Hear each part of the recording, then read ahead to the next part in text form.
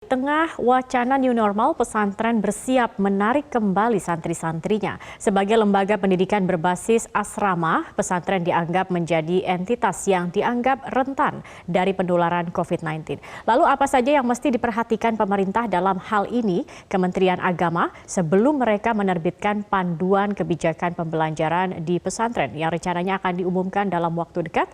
Sudah bersama saya Wakil Ketua Komisi 8 DPR RI Aceh Hasan Syazili. Selamat sore Mas Aceh.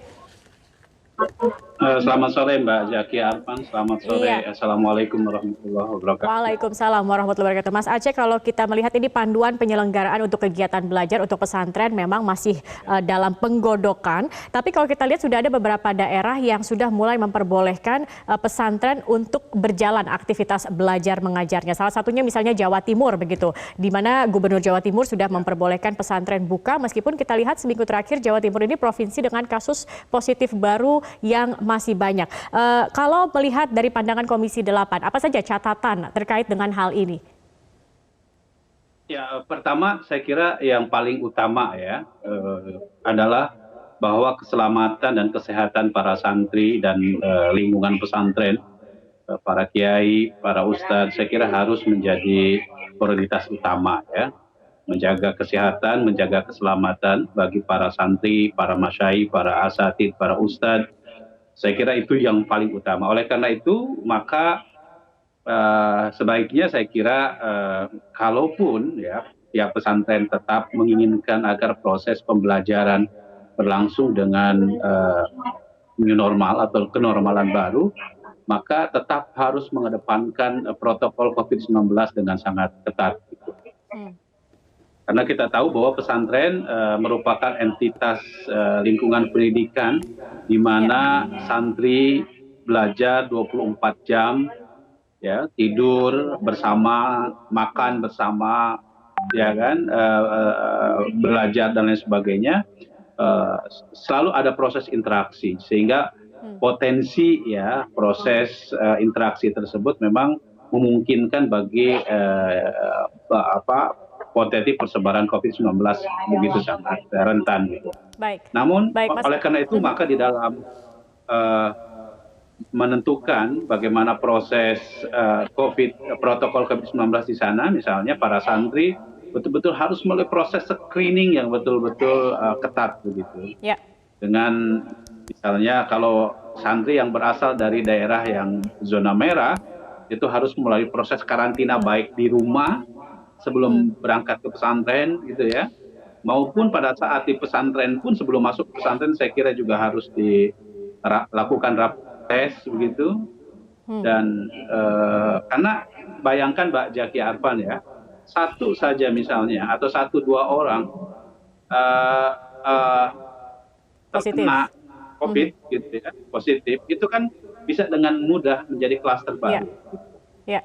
Ini apalagi juga pernah terjadi pada masa awal COVID-19 ini, juga sebuah pesantren di Jawa Timur sempat juga kejadian serupa begitu ya, 1-2 orang kena kemudian menciptakan klaster baru di dalam pesantren. Tetapi menurut Anda protokol kesehatan seperti apa yang harus diterapkan, yang harus diperhatikan? Tadi kalau seperti yang Anda katakan, pesantren ini kan 24 jam, interaksinya tidak hanya dalam kegiatan belajar mengajar, tetapi juga saat makan, saat mereka istirahat atau tidur, bahkan harus berbagi mungkin toilet atau kamar mandi begitu. Ini adakah protokol kesehatan yang harus berbeda begitu dengan protokol kesehatan yang ada? Karena kalau kita lihat panduannya juga belum ada, Mas Aceh.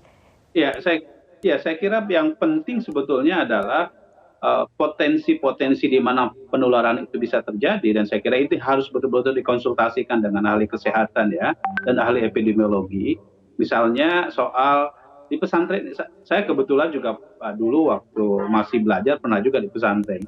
Jadi kan kita kadang-kadang saling bertukar pakaian, kadang-kadang begitu ya.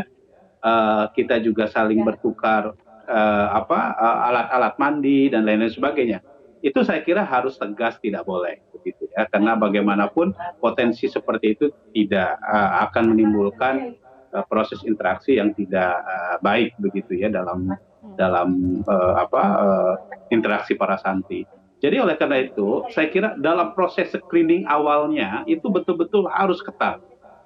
Ya, misalnya bahwa harus dipastikan para santri bebas dari COVID-19. Ya, oleh karena itu bukan hanya rapid test menurut saya, tetapi juga harus PCR swab gitu ya. Yang karena kan kalau rapid test tentu kita tahu menurut ahli kedokteran kan bisa aja tingkat akurasinya kan banyak orang mempertanyakan soal begitu. Tetapi kalau PCR swab gitu ya, itu kan udah apa namanya udah dipastikan bahwa misalnya dia betul-betul negatif begitu. Nah kalau memang sudah mengalami proses screening yang ketat, saya kira baru kemudian bisa masuk ke lingkungan pesantren begitu. Nah, Baik. hal-hal semacam ini saya kira harus menjadi perhatian kita semua, ya. Terutama yang paling penting sungguhnya adalah juga dukungan terhadap pesantren, agar pesantren juga mendapatkan dukungan pendanaan, ya, Baik. dalam hal fasilitas tes COVID-nya begitu. Karena kan kemampuan kita untuk bisa pesantren untuk bisa mendapatkan COVID apa namanya rapid test itu kan juga terbatas gitu. Jadi saya kira juga penting koordinasi antara pihak pesantren dengan dinas kesehatan, ya. Juga termasuk harus dikawal juga pada saat mereka mau ke pesantren gitu ya. Atau menunggu sampai Oleh zona hijau pihak-pihak. begitu mungkin Kang Aceh ya? Ya, kalau saya sih sebetulnya menginginkan prioritas utamanya adalah kesehatan dulu. Daerah Baik. zona hijau boleh itu dibuka, tetapi kalau di daerah zona yang merah sebaiknya saya kira ditutup dulu lah. Kita tahu bahwa potensi persebarannya bisa menimbulkan potensi yang Baik. ya klaster baru begitu. Baik, baik Kang Aceh Hasan Syazili, Wakil Ketua Komisi 8 DPR RI. Terima kasih sudah berbagi bersama kami di Metro hari ini.